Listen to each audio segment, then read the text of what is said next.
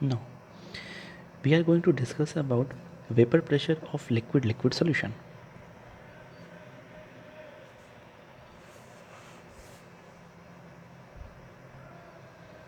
Vapor pressure of liquid solution. Vapor pressure of liquid solution. Liquid solution में क्या होगा? Liquid solution में बताएगा जब दोनों ही लिक्विड हमारे वोलेटाइल हों, if both the liquids are volatile. अभी बात करेंगे वोलेटाइल और नॉन वोलेटाइल लिक्विड। अभी हम बात करें दोनों ही लिक्विड अगर वोलेटाइल हैं, यानी कि दोनों ही पेट्रोल हैं, लिक्विड वोलेटाइल हैं जो जल्दी उड़ सकते हैं। एक स्पिरिट ले लिया, एक पेट्रोल ले लिया, स्पिरिट भी बहुत तेज़ी से वोलेटाइल उड़ जाता है, ऊपर वेपर्स बनते हैं, और पेट्रोल भी बहुत तेज़ी से वेपर्स बनते हैं। Both liquids are volatile. Then in Raoult's law,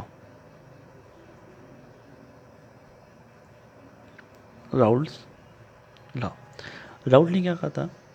the vapour pressure of a liquid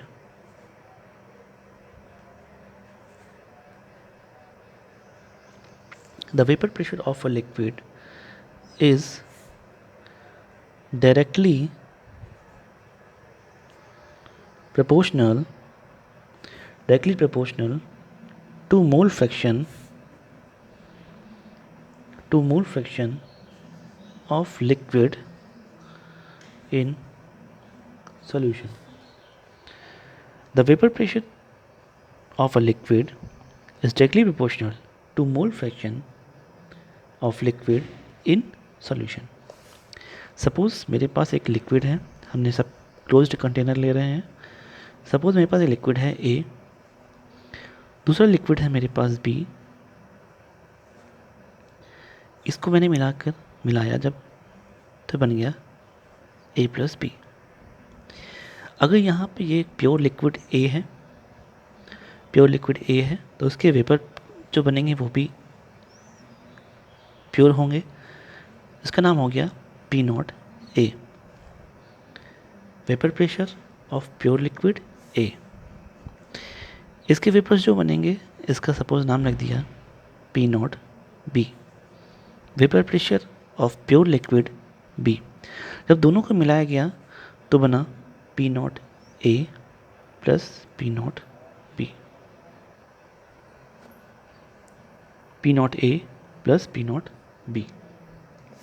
क्या था एक बार देख लें। PA equal to partial pressure या partial vapour pressure of A, P naught A equal to vapour pressure of pure liquid A, PB equal to partial vapor pressure of P, and P naught B is vapor pressure of pure liquid B. So इसके लिए कहा गया the vapor pressure of a liquid is directly proportional to the mole fraction of liquid in solution। यानी कि जो PA है वो directly proportional है मोल फ्रैक्शन ऑफ A के, और जो PB है वो डायरेक्टली प्रोपोर्शनल है मोल फ्रैक्शन ऑफ B के। मोल फ्रैक्शन क्या होता है? मोल फ्रैक्शन इज X से फाइंड करता है, तो number of moles of A upon total moles in solution. Suppose यहाँ पे अगर X से फाइंड करना है तो Na upon Na plus Nb, number of moles of A upon total number of moles in solution, XA is equal to Na upon Na plus Nb। Now total pressure अगर find करना हो, total pressure क्या होगा? PA plus PB। Total pressure लगा PA plus PB, value put करी PA की value आई है, यहाँ पे रखते हैं PA equal to proportional sign आएगा, तो लगेगा P naught A x A, यहाँ पे प्रोपोर्शनलिटी साइन हटाया तो लगा P not B x B, दोनों कॉन्स्टेंट्स हैं। ये हो जाएगा P not A x A plus P not B x B. We know that x A plus x B is equal to 1 होता है। So P T is equal to P not A x A plus P not B 1 minus x A. अगर हम ए के ही बारे में जानेंगे तो ये हो जाएगा P not A minus P not B X A plus x B. Solve करने पर टोटल प्रेशर आएगा P not A x A minus P not B x B plus P not B. ये बात करेंगे हम टोटल प्रेशर की। एक चीज़ और जान लेते हैं, क्या रीज़न है, क्या डिफरेंस है राउट लॉ में और हेनरीज लॉ में। राउट लॉ कहता है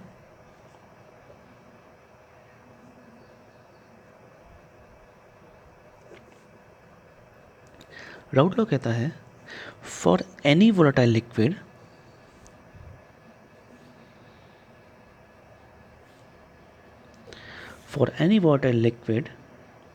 or substance, the partial pressure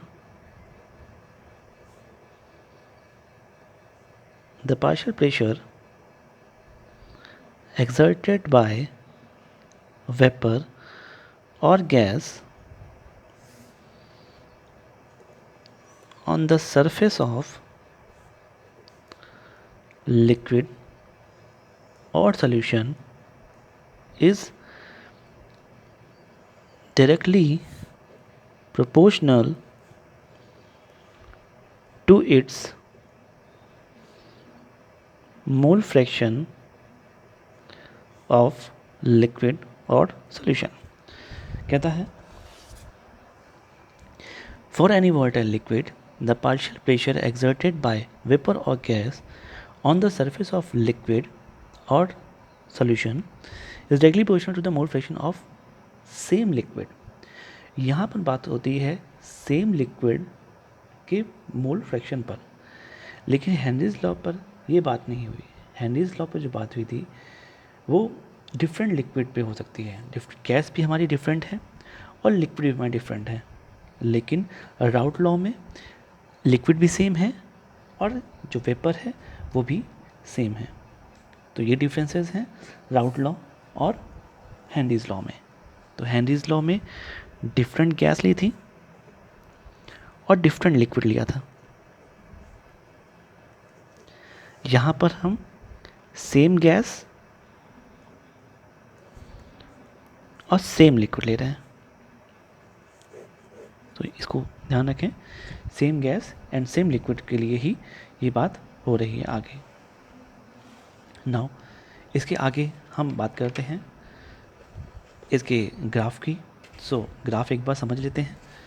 यानी कि अगर कहा गया जो प्रेशर है, पार्शियल प्रेशर है, वो डिपेंड करता है उसके मोल फ्रैक्शन पर। सपोज मेरे पास एक मैंने ऐसे ग्राफ ले लिया, यहाँ पर एक्स ए के मोल 0 हैं, एक्स ए के मोल्स 1 हैं, तो प्रेशर के करस्पॉन्डिंग हमने एक ग्राफ बनाया पी ए के।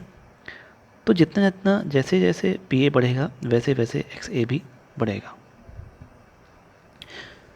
दूसरा हमने वोलेटाइल लिक्विड लिया पी बी, सपोज उसका वोलेटाइल नेचर पी ए से कम है, तो इसका जैसे जैसे पी ए बढ़ा, सब यहाँ पे X B equal to 0 and X B equal to 1 ले लिया। जैसे जैसे पी ए बढ़ा वैसे वैसे इसका पी बी भी बढ़ेगा। तो ये बात हो गई P A equal to P not A x A के लिए। ये हो गई P B equal to P not B x B के लिए। और ये जो हो गया टोटल सॉल्यूशन का हो गया P T equal to P A plus P B का।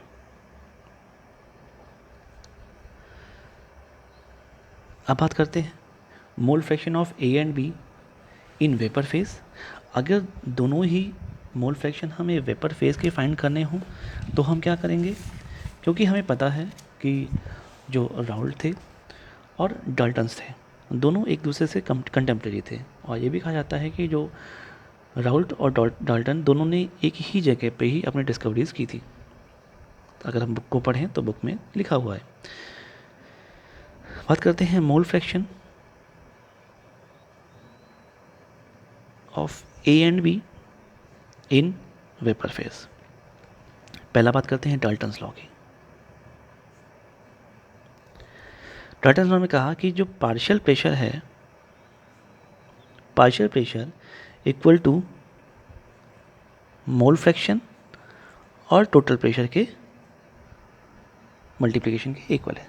जो partial pressure of a gas is equal to mole fraction and total pressure of a given mixture या gas.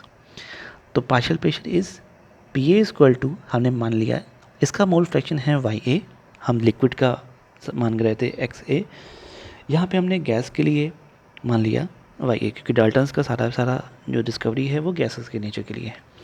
Y A into P T, और B के लिए हो जाएगा P B equal to Y B into P T. हम P A की value जानते हैं, पी ए इक्वल टू होता है P not A x A equal to Y A into P T, और पी बी होता है P not B x B equal to Y A into P T. तो हमें दो फॉर्मूलेज मिले।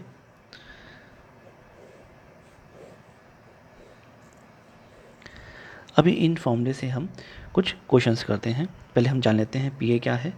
Y ए है मोल fraction of A in vapour phase.